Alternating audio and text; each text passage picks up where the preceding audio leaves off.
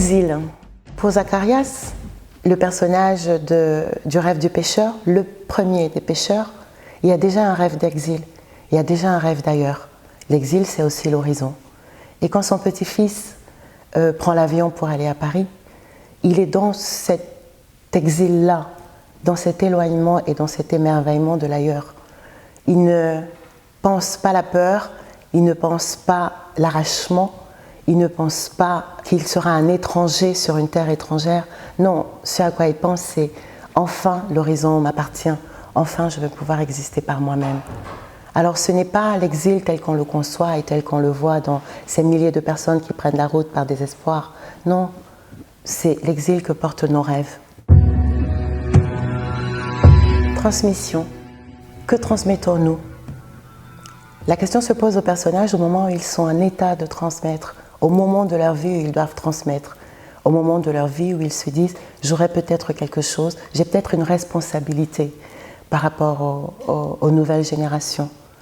Qu'est-ce que je transmets quand je n'ai pas de racines? Et d'ailleurs, c'est quoi des racines? Qu'est-ce que je transmets quand il n'y a plus de lien, quand il n'y a plus la communauté, quand il n'y a plus la langue?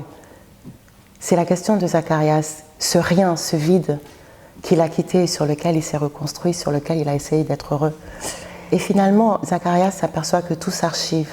Ce n'est pas écrit, on ne lui a pas appris, ce n'est pas posé quelque part, mais c'est archivé quelque part en lui. Paris.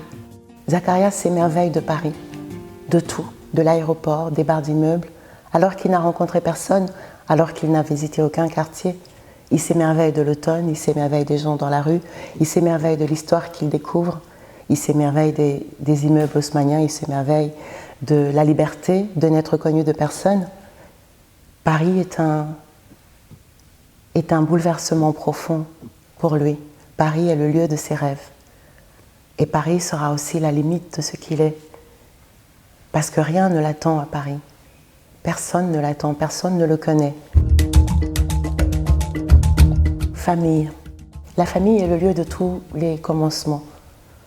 La famille est le monde dans ce qu'il a de plus complexe et de plus violent et de plus aimant. La famille, c'est l'endroit où on apprend, celui dont on se sépare, celui dans lequel on reste, celui dont on rêve. On se construit pour, on se construit contre, tout contre, avec, on la fuit, on y revient. Parfois on va loin et elle nous suit parce qu'on la garde. Et Zacharie essaye toute sa vie de construire une famille, toute sa vie. Il protège sa mère qu'il aime d'un amour absolu parce que c'est son seul lien, c'est sa famille, elle est le monde pour lui. Et la famille qu'il construit plus tard avec la femme qu'il aime et ses enfants, il s'y investit de la même manière, avec ses manques et ses doutes.